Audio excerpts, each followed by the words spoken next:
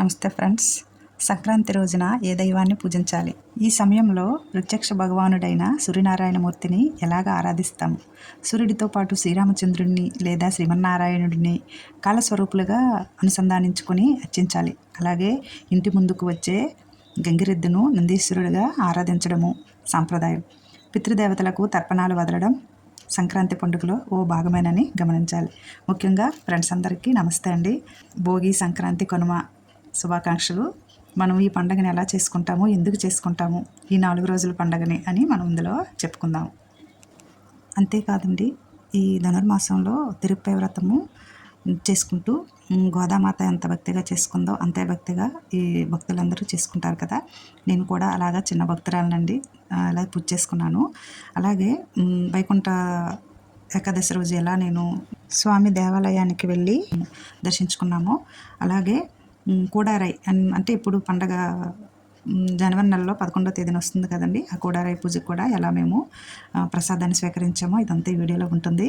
చూడండి, చాలా ఆనందంగా అనిపిస్తుంది నాకు కూడా, మీకు కూడా తెలియజేస్తున్నాను. ఈ సంవత్సరం మనం మిస్ అయిపోయిన తర్వాత సంవత్సరం నుంచి అయినా మన ఈ వీడియో చూసిన భక్తులందరూ తెలిసే ఉంటుంది. తెలియని వాళ్ళు ఉంటే తెలుసుకొని ఆరాధించుకోండి, మంచిగా ఉంటుంది. వీడియోలు కూడా నేను అప్లోడ్ చేశాను, చూసే ఉంటారు. ఇప్పుడు మన పండగ గురించి తెలుసుకుందాము. భోగి మంటలు వేయడము, రంగురంగుల ముగ్గులు పెట్టడము, పిల్లలకు భోగి పండ్లు పోయడం, ఇలా సంక్రాంతి సమయంలో నిర్వహించే ప్రతిదానికి ఓ పరమార్థం ఉంది. అవేంటో తెలుసుకుందామా? అయితే ముఖ్యంగా సంక్రాంతి మనము అనుసరించేది ఏ క్యాలెండర్ని బట్టి మనం ఇలా అనుసరిస్తామనేది చెప్పుకుందాము. ఇంకా రంగవల్లికలు ఎందుకు వేయాలి? గొబ్బెమ్మల్ని అలంకరించడంలో అంతరార్థం ఏమిటి? ఈ సమయంలో నువ్వులు తినాలి, తిలదానం చేయాలి అంటారు. దీనికి కారణం ఏమిటి? అలాగే సంక్రాంతి ఎన్ని రోజుల పండుగ, కనుమ రోజు ఏం చేయాలి అనే విషయాలు మనం తెలుసుకుందామా ఫ్రెండ్స్? చెప్పే ముందు ఒక విషయం అండి. ఇక్కడ నేను గిన్నెతో నైవేద్యం చూపిస్తున్నాను కదండి. ఆ ప్రసాదం కూడారే రోజు గుళ్ళో ఇస్తారండి. మనం గోత్రాలు, నామాలు రాయించుకుంటూ మనం అక్కడ తీసుకుంటే మనకు ఆ రోజు ప్రసాదం గిన్నెతో పాటు ఇస్తారు.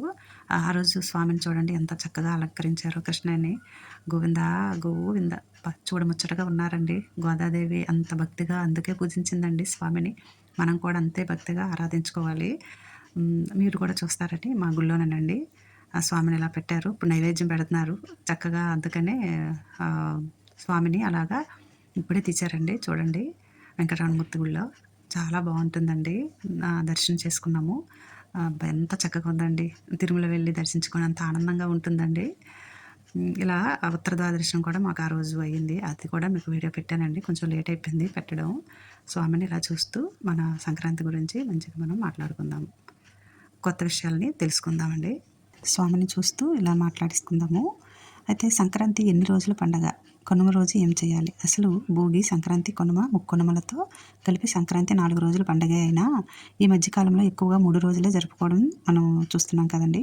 భోగి నాడు పిల్లలకు రేగి పండ్లతో భోగి పండ్లు పోయడం వలన వాళ్ళపైన ఉన్న దిష్టి తొలగిపోతుంది అంటారు. ఇక కనుమ నాడు కాకైనా కదలదని సామెత ఉంది. ఈ రోజున ఎవరూ బయటకు వెళ్లకుండా వీలైనంత వరకు విశ్రాంతి తీసుకోవాల్సి అన్నది ఈ నియమం అండి. నిజానికి కనుమ అచ్చంగా వ్యవసాయదారుల పండుగండి. చాలా ప్రాంతాల్లో మేము కూడా అలాగే చేస్తామండి. రైతులు ధాన్యపు కంకుల్ని తమ గుమ్మాలకు వేలాడదీస్తారు. ఈ రోజున పశువులు శుభ్రం చేసి వ్యవసాయానికి సాయపడిన పశువులను సేద్య పనిముట్లను కడిగి అలంకరిస్తారండి. పశువులతో ఏ పని చేయించరు, వాటికి పూర్తి విశ్రాంతినిస్తారు. చాలా కష్టపడతాయి కదండి అవి.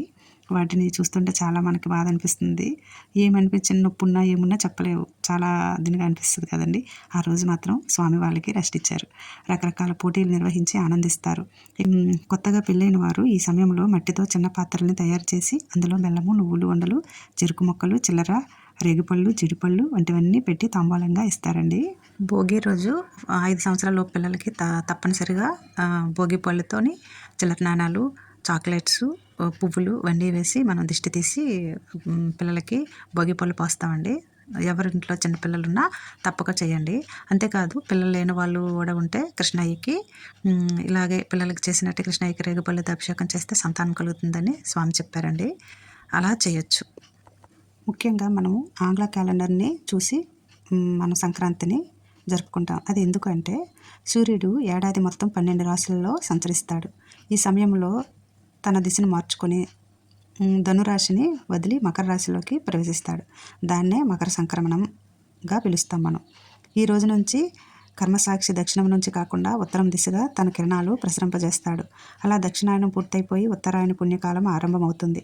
ప్రతి 6 నెలలకు కొనసాగుతుంది.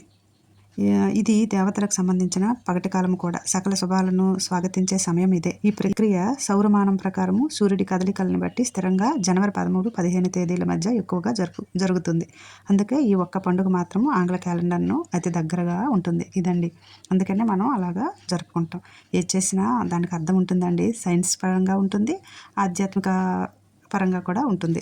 ఇంకా ముఖ్యంగా మనం రంగవల్లికలు ఎందుకు వేయాలి, గొబ్బెమ్మలు అలంకరించడంలో అంతరార్థం ఏమిటి తెలుసుకుందామా? అయితే సూర్యభగవానుడు ధనురాశిలోకి ప్రవేశించినప్పుడు నెలపట్టు అంటారు కదండి. ఈ నెలపట్టు సుమారుగా డిసెంబర్ 15, 16 తేదీల్లో ఆరంభమై దాదాపు 30 రోజులు కొనసాగుతుందండి. అంటే పెళ్లి కాని అమ్మాయిలు ఈ మాసమంతా ఇంటి ముందు రంగవల్లికలు వేసి గొబ్బెమ్మలు అలంకరిస్తారు. సంపత్ దేవత అయిన లక్ష్మీదేవి తెల్లవారుజామున ప్రతి వీధికి వస్తుంది. శుభ్రంగా తుడిచి కల్లాపు చల్లి ధనధాన్యాలను సుఖశాంతులను ప్రసాదిస్తుందని ఓ విశ్వాసం అండి.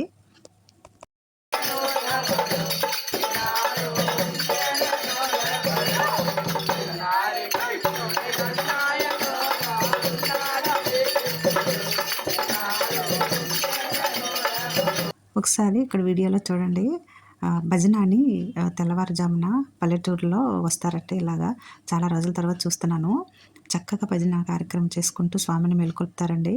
రా స్వామి, రా రా అంటూ పిలుస్తారు. లేవు స్వామి అంటూ చాలా మంచిగా ఉంటుందండి. ఇప్పటికీ చలిలో ఇలా చేస్తున్నారంటే చాలా గొప్పగా ఉంది కదండి. అయితే ఇంకా ఏంటంటే ఇంటింటికే వస్తారండి. మనకి కలిగినంతలో పైసలు కానీ మనం రైస్ కానీ వాళ్ళకి పెట్టచ్చు.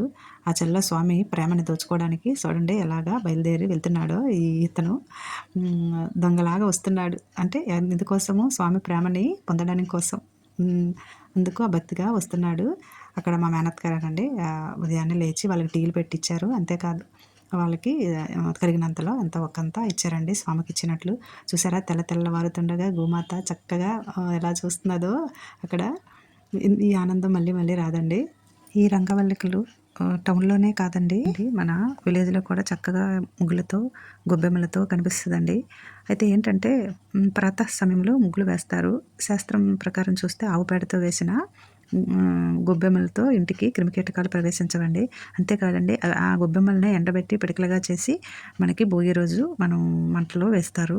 ఆ రోజు పాత సామాన్లు అలాగే గతించిన దుఃఖాలన్నీ బాధించే జ్ఞాపకాలన్నీ వదిలించుకోవాలనేదే పరోక్షక సందేశం అండి. ఈ పాత సామాన్లన్నీ వేసి మనం నిప్పు పెడతాము.